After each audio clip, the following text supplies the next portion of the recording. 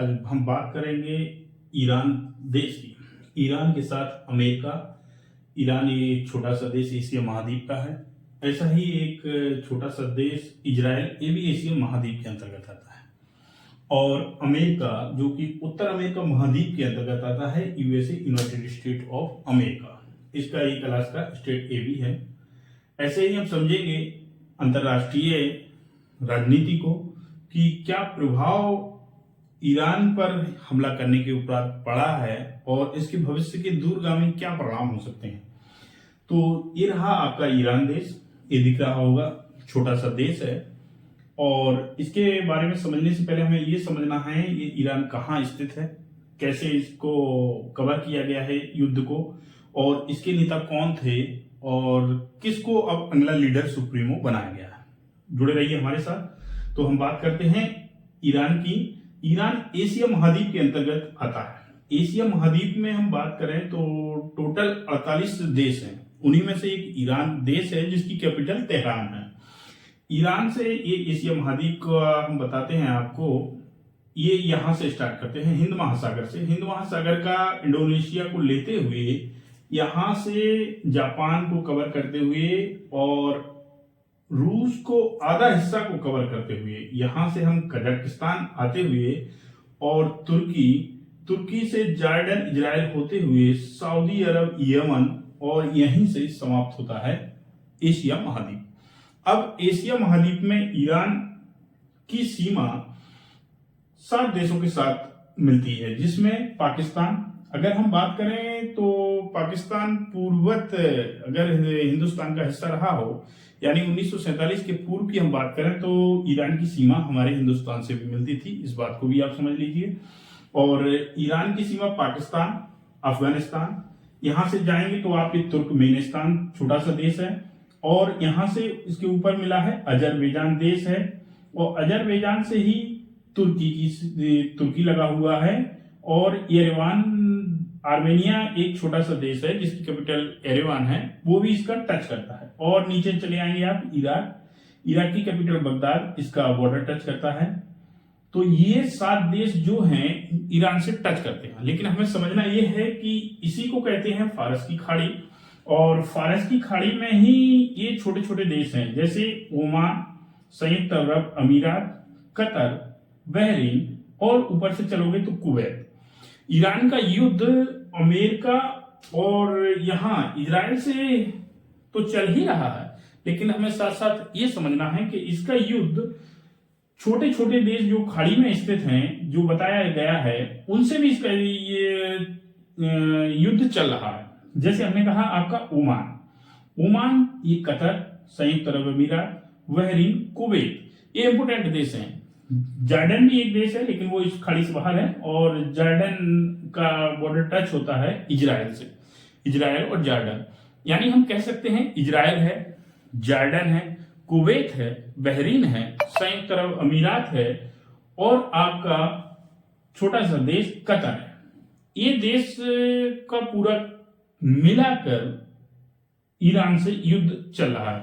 Iran के जो supremo leader थे आयतुल्लाह खामनेई को जो रचा गया है मारने की साजिश, वो इजराइल के द्वारा रची गई थी, इजराइल और अमेरिका के द्वारा।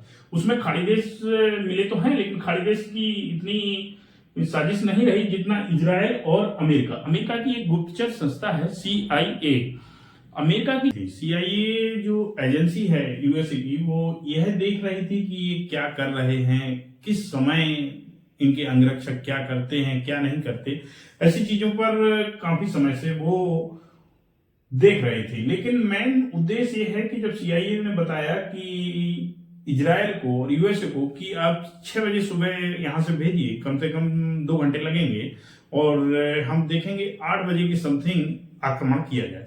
सुबह 6 बजे का जो टाइम था वो इजराइल के समय के अनुसार है, लेकिन जो अटैक 8 बजे हुआ, वो अटैक ईरान में समय 9:40 है। 9:40 पर ही जो खामनेई हैं और उनके सेनापति थे, यानी सेना प्रमुख कह सकते हैं, सेना प्रमुख और रक्षा मंत्री, और उसी में सम्मिलित थे उनकी बहू और पोते और उनकी लड़की और उनके दामाद, यानी काफी सदस्य थे, 7 सदस्यों की डेथ हुई है।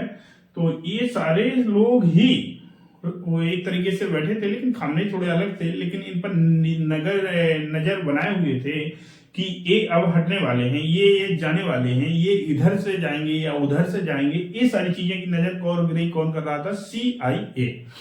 CIA ने कहा अटैक करिए, और उसी पर अटैक हुआ 9:40 पर, और एक के बाद एक लगातार अटैक हुए। तो उसी में खामनेई की मौत हुई। खामनेई की मौत के साथ सेना प्रमुख की मौत हुई, रक्षा मंत्री की मौत हुई, दामाद की मौत हुई, बेटी की मौत हुई, और उनके बहू पोतों की भी मौत हो गई है।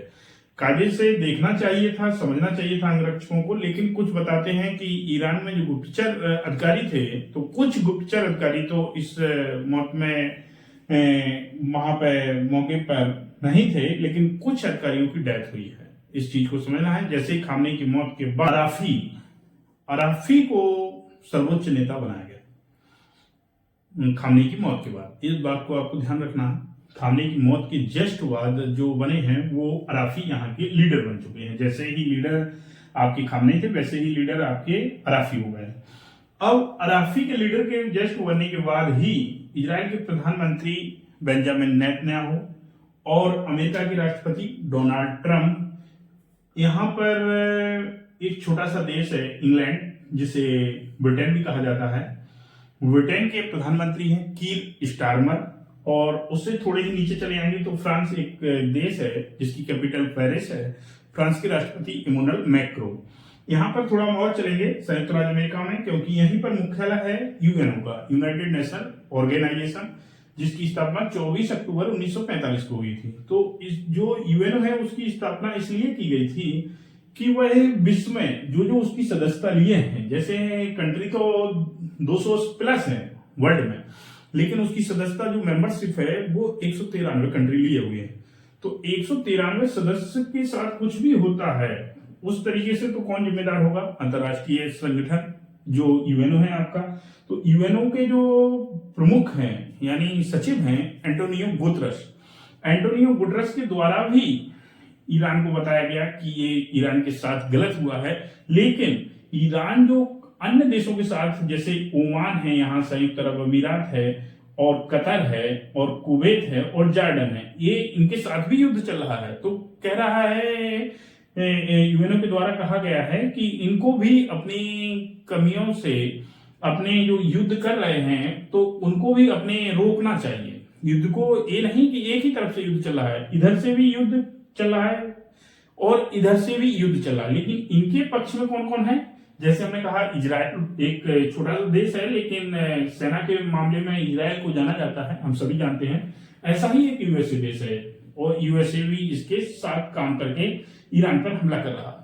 इस चीज को हमें समझना है। तो कीर स्टारमर जो ब्रिटिश के प्रधानमंत्री हैं वो पक्ष ले रहे हैं ईरान के बारे में, ईरान को सांत्वना दे रहे हैं। ऐसे ही सांत्वना के रूप में फ्रांस के राष्ट्रपति इमैनुअल मैक्रो, उन्होंने भी कहा है, और भी अन्य देश हैं कई, जैसे चीन के राष्ट्रपति शी जिनपिंग, ये भी पक्ष में हैं, और रूस, ये दुनिया का सबसे बड़ा देश, तो यहाँ के राष्ट्रपति व्लादिमीर पुतिन, वो भी ईरान के पक्ष में बयानबाजी हो रही है। लेकिन ये केवल अभी स्टेटमेंट चल रहा है। जैसे हमने कहा कि ईरान में खामनेई की मौत के बाद भारत में कई जगह, जैसे भारत की में उत्तर प्रदेश की कैपिटल लखनऊ, और जम्मू कश्मीर में लद्दाख, कर्नाटक की कैपिटल बेंगलोर, यहाँ पर भी सिया समुदाय के लोगों ने शोक मनाया है। और उन्होंने सिया समुदाय के जो धार्मिक गुरु हैं, उन्होंने तो 3 दिन का शोक अपने सिया समुदाय में मनाने की घोषणा की। जैसे ईरान में उनकी मौत के बाद 40 दिन का शोक, वैसे ही सिया समुदाय में भारत के में 3 दिन का शोक की घोषणा की गई है।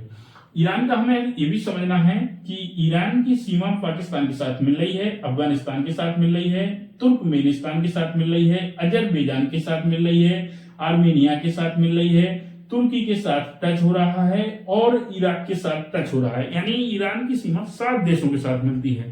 तो 7 देशों में ऐसा कोई देश नहीं है जिससे उसका विवाद चल रहा है। विवाद उनसे चल रहा है जिससे उसकी सीमा ही नहीं मिलती है। जिससे हमने बताया ना कि कुवैत है, कुवैत से सीमा नहीं मिलेगी, और भी कंट्री है, कतर है, बहरीन है, संयुक्त अरब अमीरात है, जॉर्डन है, इजराइल है, अमेरिका है, तो इससे इनका कोई लेना देना नहीं है।